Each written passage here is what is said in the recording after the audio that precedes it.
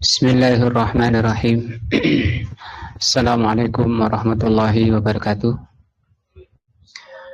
Alhamdulillahirabbil alamin wa bihi nasta'in ala umuri dunya waddin. Asyhadu an la ilaha illallah wa asyhadu anna Muhammadan abduhu wa rasuluh. Allahumma shalli ala Muhammadin wa ala alihi wa sahbihi ajmain. Wa ba'du. Pelajaran kita malam ini adalah tafsir juz amma. Kita akan masuk ke tafsir surat Al-Fatihah. Karena ini tentu setiap kita sudah menghafalnya. Agar kita lebih paham lagi kandungan di dalamnya, kita mendalami lebih dalam dengan belajar tafsirnya. Sebelum kita baca tafsir ini, saya bawakan satu hadis yang mendorong, memberi semangat kita untuk belajar tafsir, agar kita semangat untuk memahami makna Al-Quran. Itu hadis yang datang dari sahabat Abi Musa. Qala Rasulullah SAW bersabda, "Mathalul mu'min alladzi yaqra'ul Qur'an." Jadi orang membaca Al-Quran itu ada 4 di sini dipermisalkan oleh Rasulullah SAW.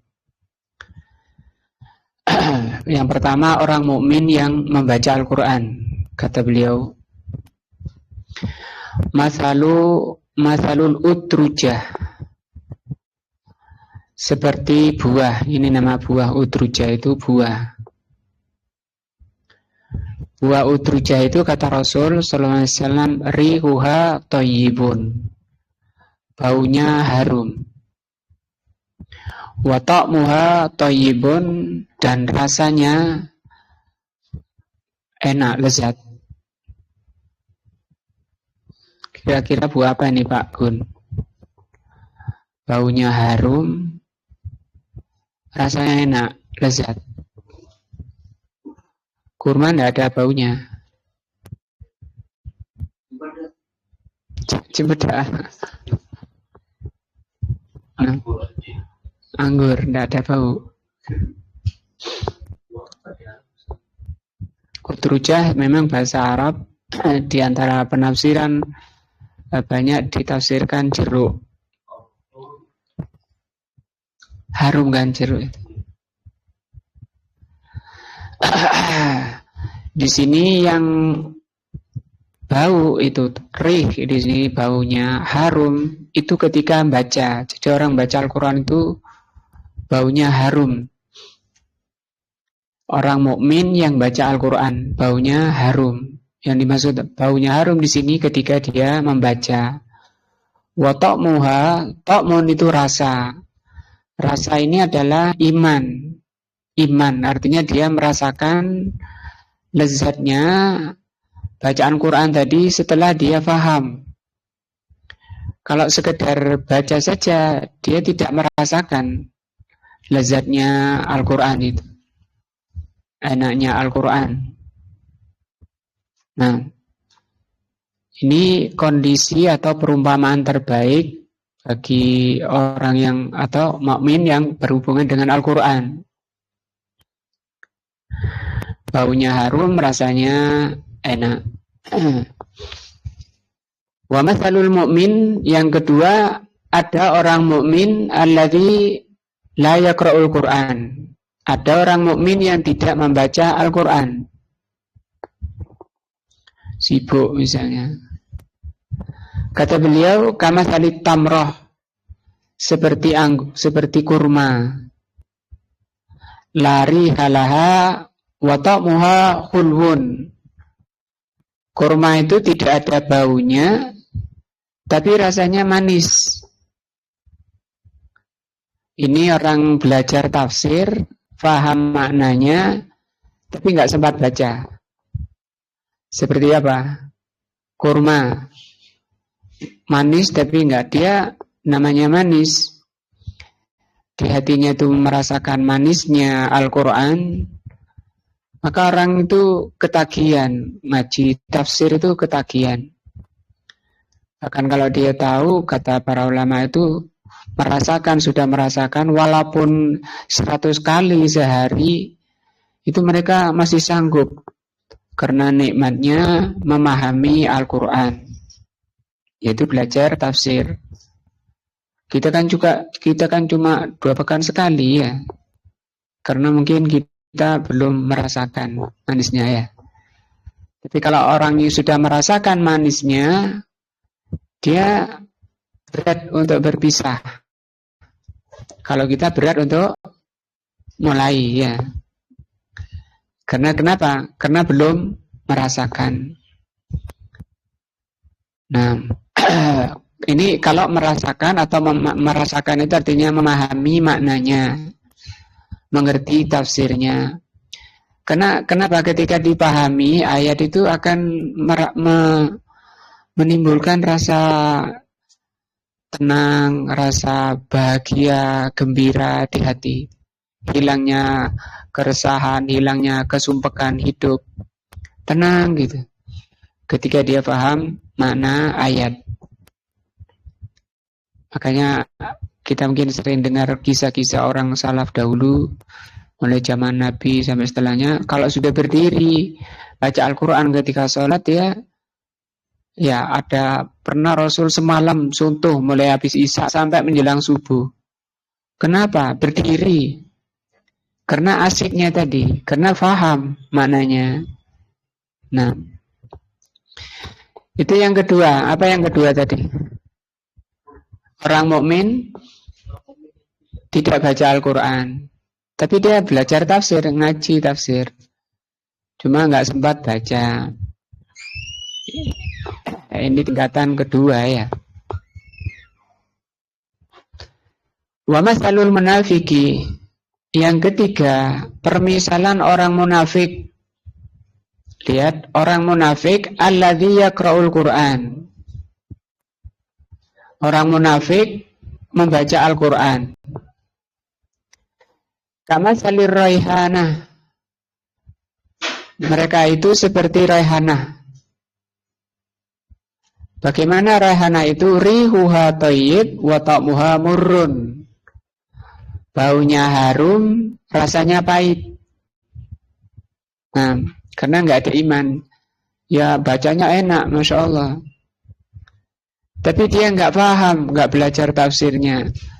Cuma yang ditargetkan, yang disemangati hanya bagaimana bacanya enak.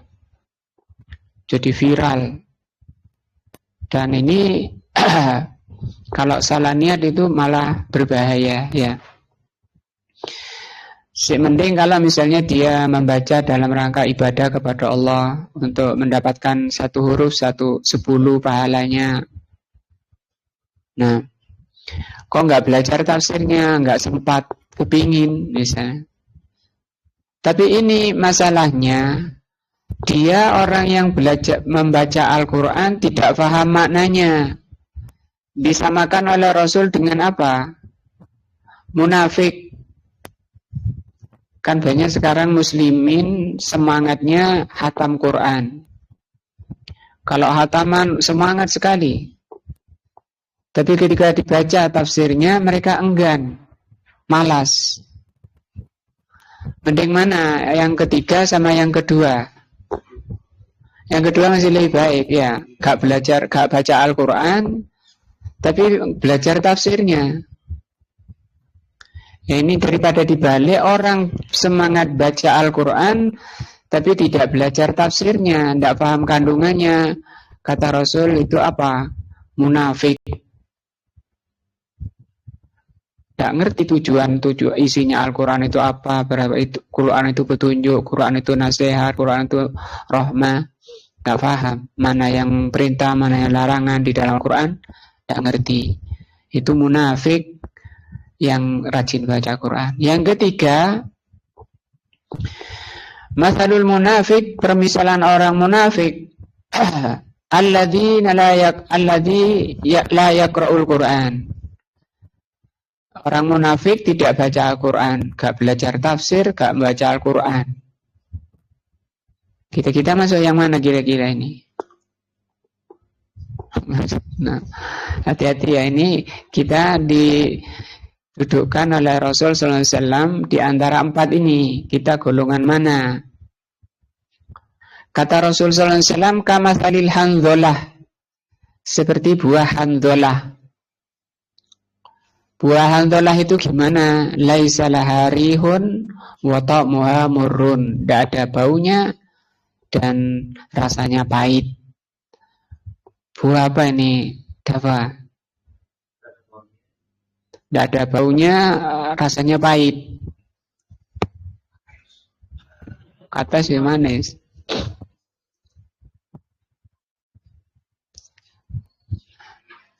Buah, ya. Buah macam apa? Kalau kelerek itu apa? Tahu kelerek? Kamu sih anak milenial. Kalau anak jadul ya ngerti kelerek. Apa? Buat apa? Sabun. Zaman mbah nenek-nenek dulu kalau nyuci nggak pakai sabun, pakai buah kelerek itu. Rasanya pahit. Itu keluar.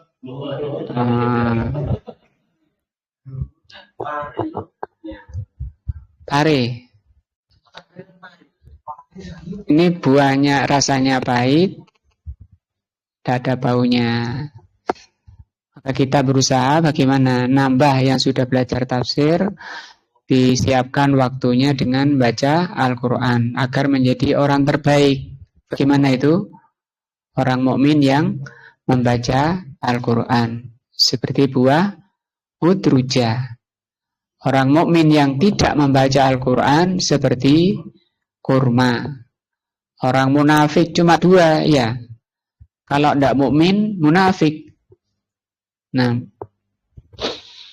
hadis ini mendorong kita untuk kita semangat belajar membaca Al-Quran dan belajar tafsirnya, supaya menjadi orang terbaik seperti buah udruja. Nah, kita masuk ke tafsirnya. Bismillahirrahmanirrahim. Di sini judulnya Tafsiru Suratil Fatihah. Tafsir Surat Al-Fatihah. Dimulai dari Bismillahirrahmanirrahim.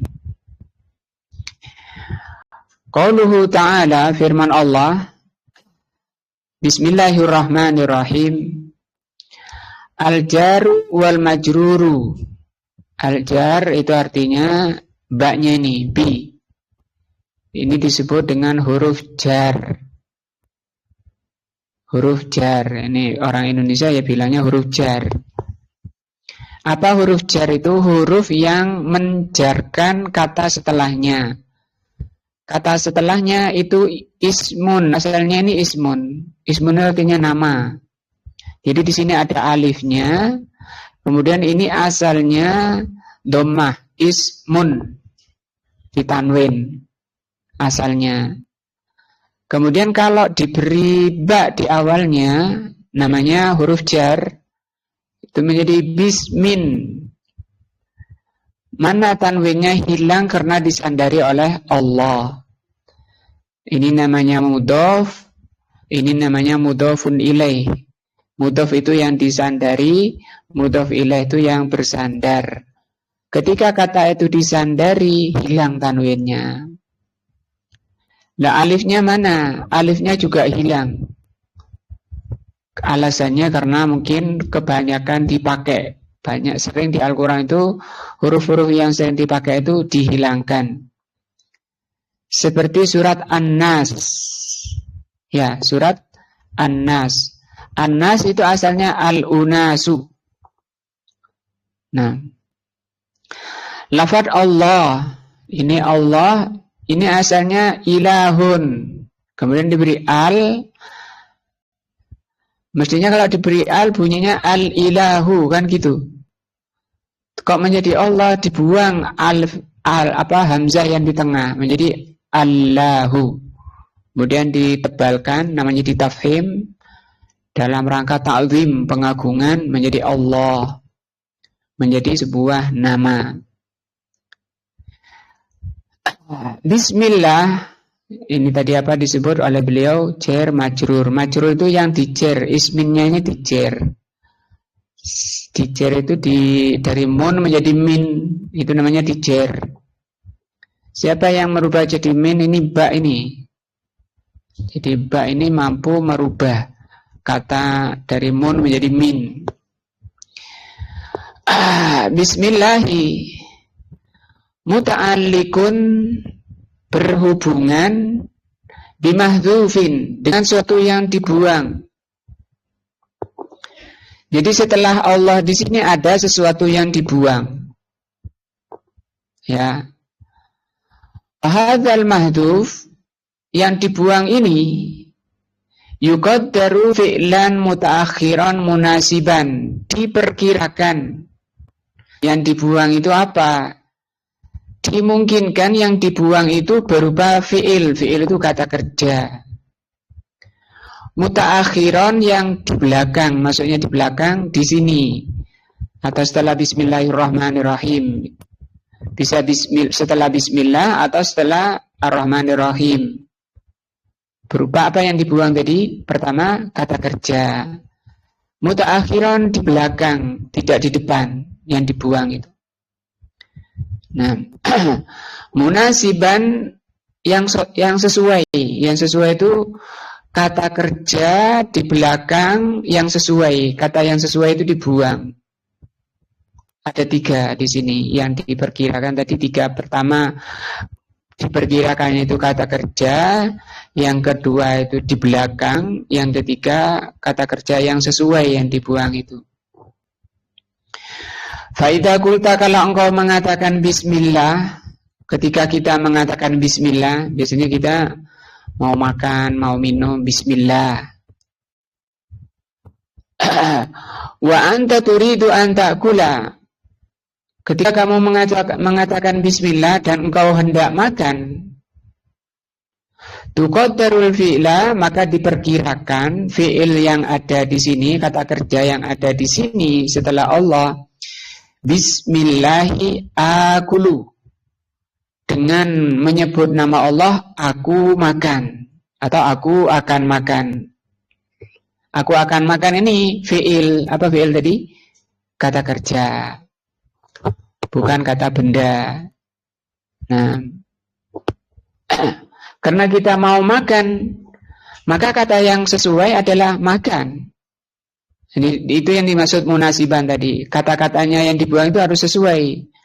Kalau mau nulis ya bismillahi aktubu. Kalau mau minum bismillahi asrobu, minum, bahasa Arabnya asrobu. Kalau nggak ngerti bahasa Arab ya bahasa Jawa, Madura, Indonesia. Bismillah aku ate ma'am. Nah, ate ma'am itu kan fi'il, itu kata kerja. Di belakangnya, tidak di depan. Kalau di depan kan aku mau makan bismillah. Ya kalau di depan. Itu kurang pas. Tidak boleh yang seperti itu. Aku mau nulis bismillah. Tidak seperti itu.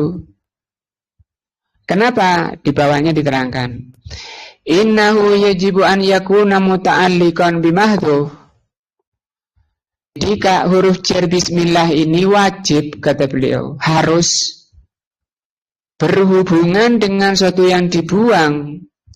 Tadi yang dibuang tadi ada 3 perkara yang dibuang tadi, kata kerja diakhirkan dan sesuai. Wajib seperti itu. Li'annal jar wal majrur, karena jar majrur yaitu bismillah ma'mulani. Ma'mulan maksudnya jadi objek. Wala budda likulli ma'mulin min amilin. Setiap objek harus ada pelakunya, ada subjeknya. Nah, wa qaddarnahu mutaakhiran. Pertama, kenapa kok di belakang enggak di depan? Kenapa kok kata kerjanya setelah bismillah? Ya, tidak akulu bismillah, tapi bismillahi akulu. Tidak boleh aku akan makan bismillah, tapi harus bismillah aku akan makan. Itu ada dua faedah, kata beliau. Al-faidatul ula, faedah pertama, faedah itu gunanya, manfaatnya apa? Yang pertama at-tabarruku. At-tabarruk, tabarruk itu memohon barokah. Memohon agar bermanfaat, agar mengandung kebaikan perbuatan tersebut. Namanya apa? Tabarruk. Tabarruk ini bahasa Arab, berasal dari kata al-birkatu. Birkah itu lembah yang banyak airnya. Di situ orang datang untuk ngambil air. Karena orang itu bisa hidup dengan air untuk mandi, untuk nyuci, untuk masak, untuk nyiram, untuk minum, untuk banyak kebutuhan dari air. Kemana dia ngambil? Di birkah, di lembah yang penuh air. Sehingga menjadi kata barokah. Kalau bahasa Jawa berkat. Nah, makanya kalau orang bawa nasi isinya ada jadi kresek, itu disebut berkat. Apa itu berkat? Maksudnya kebaikan, barokah. Artinya barokah tidak kosong, tidak bernilai. Kalau enggak barokah itu enggak ada nilainya, tidak ada pahalanya. Dan kita menginginkan, kita mengharapkan seluruh aktivitas kita itu barokah. Maksudnya barokah ada kebaikannya, ada nilainya.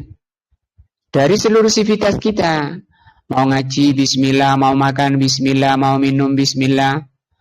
Kalau ibu-ibu di dapur mau ngulek sambal bismillah, mau ngocek brambang bismillah, mau masak bismillah, mau masak sayur bismillah, goreng tempe bismillah.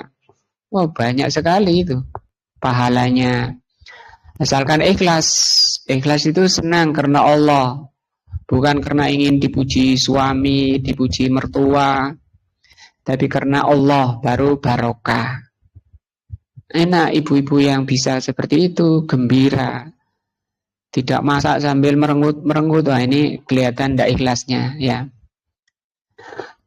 Nah, kalau dimulai dengan bismillah, kata beliau, kenapa dimulai dengan bismillah? At-tabarruku, dalam rangka apa? Mencari barokah. Bitakdimismi Allahi Azza wa Jal, dengan cara supaya perbuatan tadi barokah harus diawali dengan menyebut nama Allah. Gitu. Baru perbuatan tadi barokah. Kapan perbuatan barokah? Kalau diawali dengan menyebut nama Allah. Bahkan bisa merubah menyebut nama Allah ini dari haram menjadi halal. Misalnya kita menyembelih kambing, ya, tidak baca bismillah, apa hukumnya? Haram, bangkai. Itu aja tidak boleh, apalagi makan. Kapan menjadi halal? Kalau dimulai dengan menyebut nama Allah. Berarti merubah hukum dari haram menjadi halal. Bukan hanya merubah hukum, tapi tadi menyebabkan perbuatan tersebut barokah. Dan kita menginginkan, kita berupaya agar seluruh perbuatan kita ini barokah. Barokah usianya. Itu apa maksudnya? Tadi isi hidupnya itu banyak kebaikan-kebaikannya. Khairun nas, kata Rasulullah, orang terbaik itu man tala umruhu wa hasuna amaluhu. Orang baik, orang manusia terbaik itu orang yang panjang umurnya, baik amalannya. Baik itu tadi penuh barokah. Kapan penuh barokah? Perbuatan itu kalau dimulai dengan bismillah. Dengan memulai bismillah ini orang juga hati-hati. Nggak sembarang perbuatan, nggak sembarang dimasak. Karena nggak ada berambang, asal ngambil berambangnya orang misalnya. Kurang nyuri misalnya. Walaupun dibacain bismillah, nggak akan barokah ya. Barokah itu kalau benar. Itu faedah pertama. Apa tadi? Faedah pertama, at-tabarruk, dalam rangka memohon barokah. Ini pelajaran terpentingnya di sini. Ketika kita buka Al-Quran, bismillahirrahmanirrahim. Tapi kalau di tengah ayat itu tidak baca bismillah, tapi a'udzubillah. Al-faidatu tsaniyah, faedah kedua, dimulai kenapa bismillah ini kenapa kata kerjanya diakhirkan ya. Bismillahnya diawalkan. Yang kedua, al-hasu. Al-hasr ini pembatasan. Li'anna ta'khiral amil yufidul hasr, karena mengakhirkan subjek itu dalam rangka pembatasan.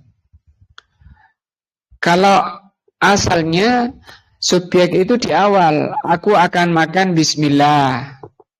Aku akan makan itu subjeknya, pelakunya. Kok yang mestinya di awal menjadi akhir itu dalam rangka hasr. Itu kaidah dalam tafsir, dalam bahasa Arab. Itu yang asalnya di awal menjadi belakang, itu dalam rangka hasr. Contoh nanti di surat Al-Fatihah Masian, iyyaka na'budu.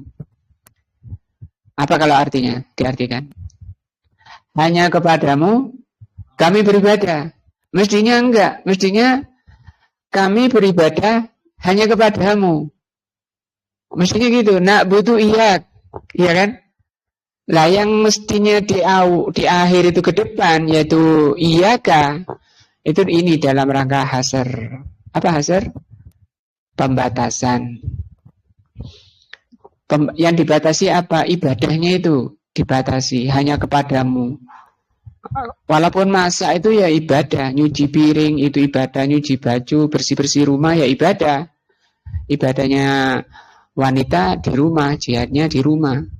Jaga anaknya suami, jaga rumahnya suami, jaga nama baik suami, jaga dirinya sebagai istri suami. Nah, itu ibadah. Ka'annaka taqul, seakan-akan engkau mengatakan, la akulu bismi ahadin, aku tidak makan dengan menyebut seseorang, mutabarrukan dalam rangka mencari barokah. Artinya mencari barokah itu hanya untuk kepada Allah, tidak mencari barokah ke penghuni kubur, ke eyang-eyang, ke batu-batu, ke kayu-kayu.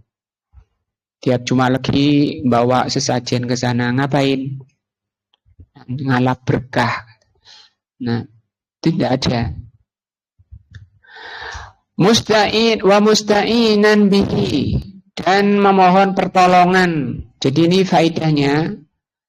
Musta'in itu minta pertolongan agar amalan tersebut terlaksana dengan sempurna. Kapan perbuatan itu terlaksana dengan sempurna? Ketika ditolong oleh Allah Azza wa Jalla. Nah, itu manfaat atau faidah kenapa diakhirkan. Pertama untuk membatasi, yang kedua dalam rangka isti'anah, memohon pertolongan. Bisa ngaji dengan baik, bisa sholat dengan baik, bisa belajar taklim dengan baik, itu kalau ditolong oleh Allah. Nah, dan itu tidak terjadi amalan baik tadi illa bismillahi azza wa jal, kecuali dengan menyebut nama Allah. Nah, ini faedah besar dari apa tadi? Bismillah. Wa qadarna fi'lan, dan kenapa kata kerja yang diperkirakan di situ? Li'annal asla fil amal al-af'al, karena asal perbuatan itu kata kerja. Wa hadhihi ya'rifuha ahlun nahwi, seperti yang diterangkan oleh para ahli nahwu. Wa lihadza la ta'mal al-asma illa bisyurut. Tidak boleh pakai kata kerja, kata benda kecuali dengan syarat. Wa qadarna munasiban, dan harus kata kerja yang sesuai. Li'annahu adalla 'alal maksud, karena itu yang lebih menunjukkan pada tujuan. Kalau mau makan ya kata kerja yang sesuai, makan. Bukan mau makan kemudian kata kerjanya minum. Itu kan kurang sesuai dengan maksud. Nah, sekarang Allah. Bismi, tadi bismi, sekarang Allah. Bismillah. Kok tipis bacanya? Karena diawali dengan kasroh, bismi, di mimnya. Kalau diawali dengan fathah atau dhammah, ininya Allahnya harus ditebalin. Misalnya qala Allah, ya. Yaqulullah, lam Allahnya, lam jalalahnya ini itu harus dibaca tebal. Tapi kalau diawali kasrah, tipis, namanya tarkik. Kalau tebal namanya tafhim. Kenapa ditebalkan? Dalam rangka ta'zim, pengagungan. Allah Ismullahi Rabbil Alamin, itu nama Rabbul Alamin. Allah ini nama Rabbul Alamin. Apa Rabb? Nanti dibahas di ayat pertama, Alhamdulillahi Rabbil Alamin. Nanti Rabbnya di sana pembahasannya. Yang jelas Allah ini nama Rabbul Alamin. La yusamma bihi ghairuhu, tidak boleh memberi nama Allah selainnya. Selain Rabbul Alamin tidak boleh diberi nama Allah. Misalnya punya anak, anakku tak kasih nama Allah. Itu tidak boleh. Ini nama khusus bagi siapa? Rabbul Alamin, pencipta alam ini. Wa huwa aslul asma, Allah ini asal nama. Asal itu dasar. Artinya nama Allah itu kan banyak.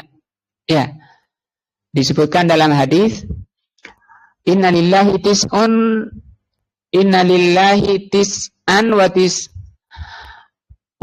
isman.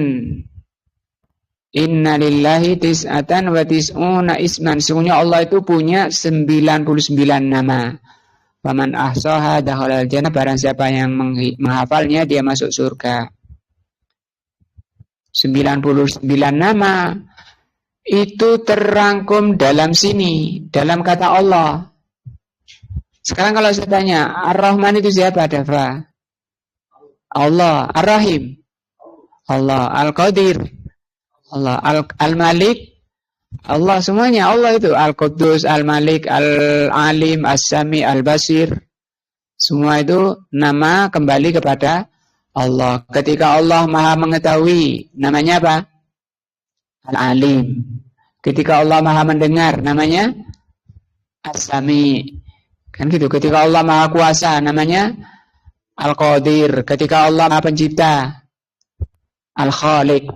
Begitu seterusnya. Nah, maka disebut apa di sini kata beliau, wa huwa aslul asma. Allah ini asal dari nama. Nama-nama Allah, ini jamak asma, nama-nama Allah.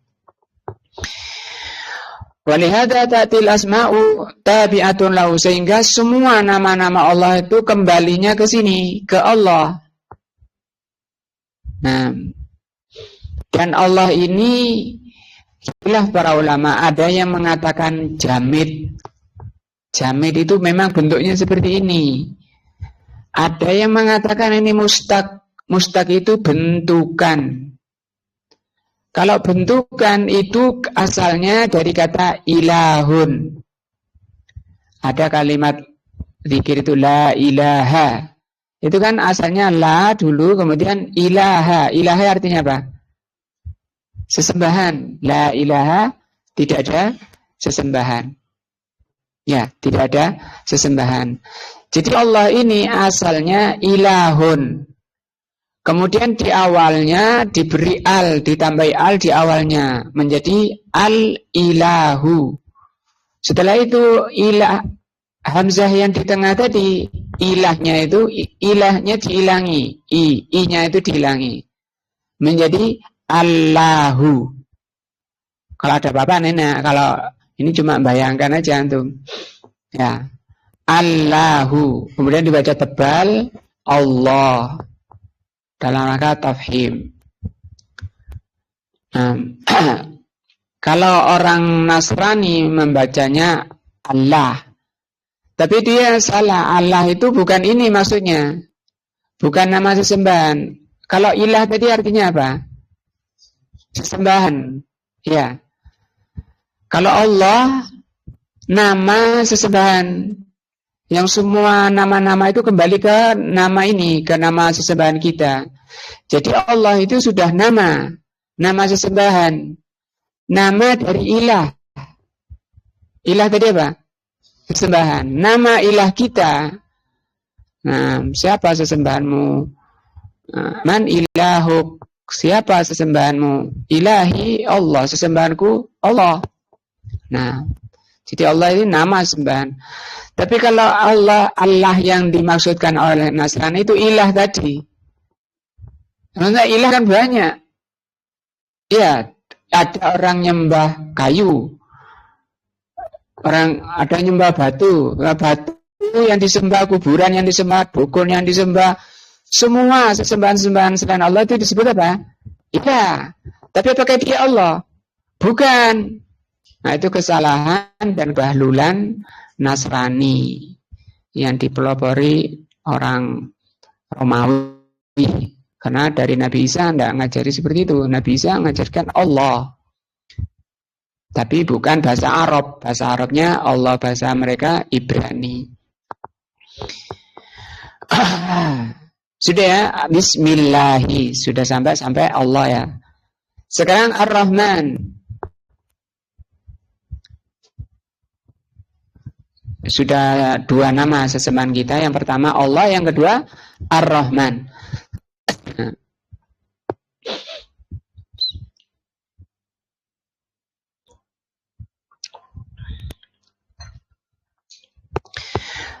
Ar-Rahman Ar-Rahman itu dzur rahmatil wasi'ah. Ar-Rahman itu maknanya yang memiliki rahmat yang luas. Nah,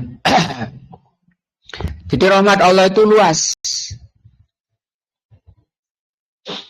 Nanti rahmah ini ada rahmah itu ada dua. Ada rahmah sebagai sifat Allah itu tidak terpisah dari dirinya sebagai sifat. Ada rahmah sebagai makhluk. Seperti Rasul mengatakan, aku menciptakan rahmah itu 100. Yang satu dari 100 itu sudah aku turunkan dan itu cukup sampai makhluk terakhir hari kiamat. Dari 1 itu. Itu mencakup orang seluruh makhluk, baiknya, kafirnya, mukminnya, hewannya, dan seluruh makhluk itu satu rahmah saja. Setiap kebaikan-kebaikan itu rahmah Allah. Dan masih tersimpan 99. Nanti itu aku persiapkan untuk hamba-hambaku di surga. Mudah-mudahan kita termasuk ahli surga. Amin. Nah, itu rahmah. Ada dua, ada rahmah sebagai sifat Allah yang tidak terpisah dari dirinya. Kalau terpisah itu namanya makhluk tadi. Yang Allah ciptakan 100. Walihada ja'ala wasni fa'lan, sehingga bentuknya Rahman. Alladzi yadullu ala si'ah, yang menunjukkan pada sifat luas. Kalau Allah itu merahmati, memberi, kalau diterjemahkan diartikan apa? Maha pengasih. Semua dikasih. Orang baik, orang kafir ya dikasih. Orang kafir ya sehat-sehat. Sehat itu apa? Ya rahmah. Diberi rezeki oleh Allah, bahkan kaya-kaya, miskin mukminnya miskin-miskin, kiri-kiri, fakir-fakir. Orang kafirnya kaya-kaya. kok diberi oleh Allah orang kafirnya? Karena Allah itu sifatnya apa? Rahman. Rahman. Sifat rahmannya itu luas. Dan ini belum tentu orang yang dikasih itu sebagai tanda kebaikan. Belum tentu yang dikasih itu orang baik. Maka kalau orang mengukur kebaikan itu karena dikasih oleh Allah, itu kejahilan, kebodohan. Berarti Korun orang paling mulia ya. Karena dia orang paling kaya. Kunci gudangnya saja berapa unta itu. Dan itu tidak ada yang bisa ngimbangi sampai sekarang. Setiap orang dapat harta, oh ini sisa-sisanya Korun ini. Harta karun katanya.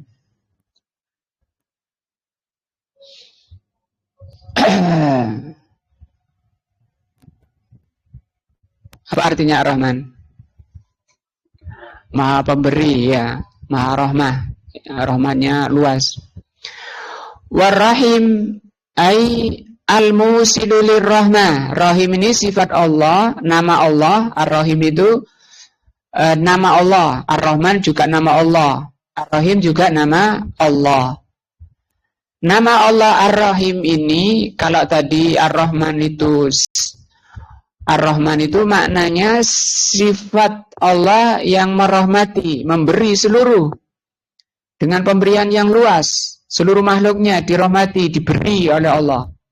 Karena Allah itu Ar-Rahman. Kalau Ar-Rahim, beliau Al-Musilur Lirrahmah. Man yasha'u min ibadi. Musil itu artinya yang menyampaikan, yang memberi, yang mengantarkan. Sifat rahmahnya Allah tadi, rahmannya Allah, disampaikan oleh Allah kepada siapa yang Allah kehendaki. Walihada ala wasni ja'at ala wasni fa'il, sehingga dalam bentuk fa'il. Rahim. Kalau tadi fa'lan, Rahman. Artinya kalau Rahman itu sifat dirinya, sifat yang ada pada dirinya. Kalau ini Rahim itu sifat perbuatannya, gitu ya. Karena saya ini pengasih, ya saya ngasih. Ngasih itu perbuatan. Kenapa kok ngasih? Karena saya ini pengasih. Nah, itu Ar-Rahman, Ar-Rahim. Ad-dallu ala wuku'il fi'li, yang menunjukkan bahwa fa'il ini atau rahim itu menunjukkan bahwa Allah itu memberi, melakukan suatu pemberian. Fahuna rahmatun hiya sifatuhu, sehingga di sini setelah Ar-Rahman Ar-Rahim itu, maka di sini kata beliau ada sifat Allah, rahmah berupa sifat Allah. Fahuna rahmatun, maka di sini ada rahmah hiya sifatuhu, yang itu merupakan sifat Allah. Hadhihi dalla 'alaiha Ar-Rahman, yang sifat Allah itu Rahman. Sifat dirinya yaitu mengasihi. Wa rahmatun hiya fi lahu, dan ada rahmah yang berupa perbuatannya. Maksudnya isalur rahmah ilal marhum, sampainya atau penyampaian rahmah itu kepada siapa yang dirahmati, yaitu dalam ayat Ar-Rahim. Nah, jadi sifat kata beliau di sini War-Rahmanur Rahim, maka Rahman Ar-Rahim, Ar-Rahmanur Rahim ismani, keduanya merupakan nama. Ini nama bagi Allah.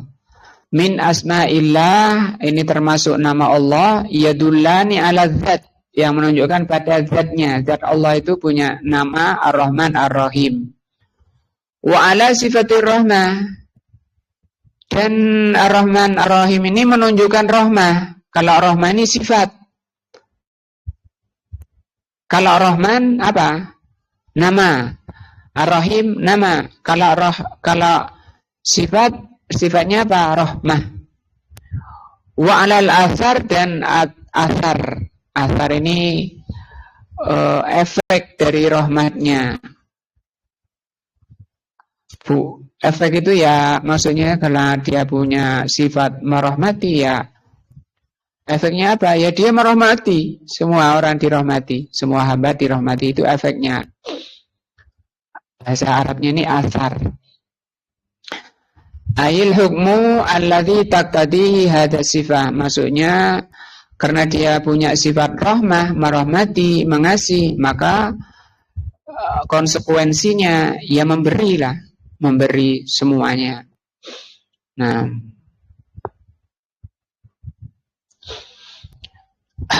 kalau saya tanya Pak Gun, apa bedanya nama dan sifat? Ini tadi kan ada Ar-Rahman, ini nama. Kalau Rahman itu apa? Sifat. Nah, apa bedanya nama dan sifat? Itu tadi kan, tapi sudah paham tadi ya. Rahman itu nama, Rahim itu nama, Rahmah itu sifat. Ada rahmah pada dirinya, pada zatnya, ada rahmah berupa sifatnya, memberi. Kalau ditanya apa bedanya nama Allah dan sifat Allah? Amar, apa Amar?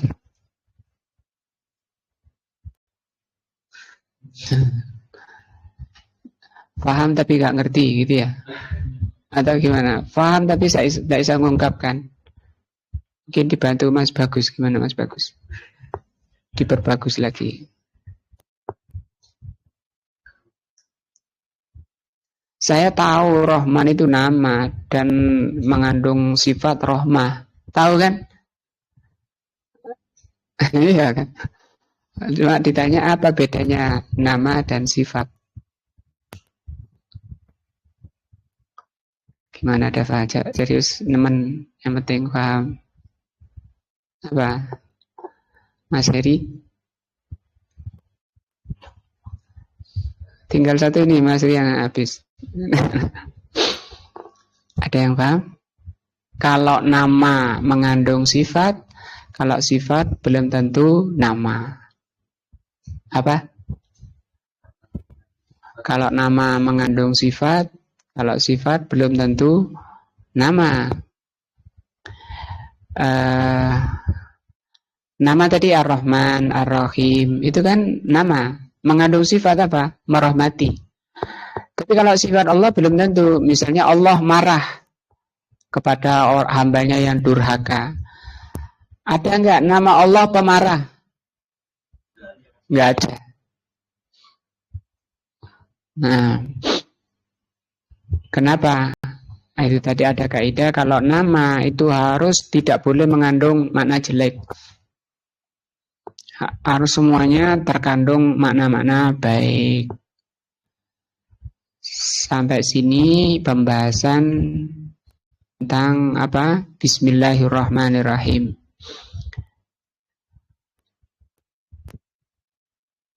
Insyaallah berikutnya masih di tentang bismillah, ada masalah.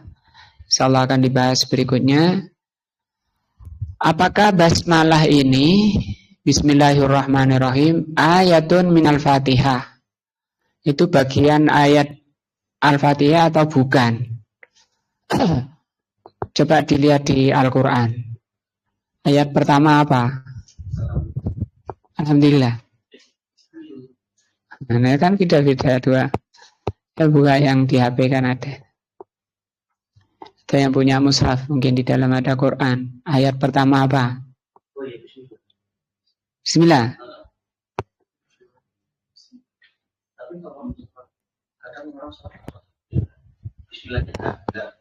Tapi kan dibaca cuma tidak keras.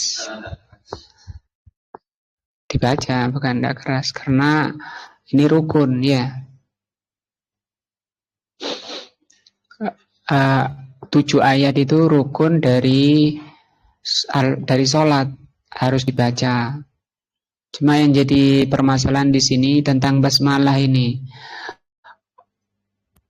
Itu juga punya Ian. Ayat 1 apa? Bismillah semua. Ya, itu.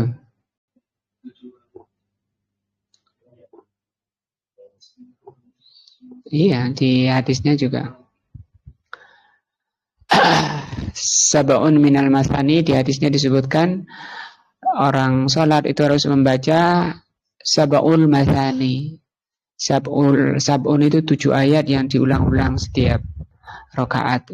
Disebut sab'ul masani di hadisnya. Tidak sah sholat seseorang sampai membaca sab'ul masani, 7 ayat yang diulang-ulang.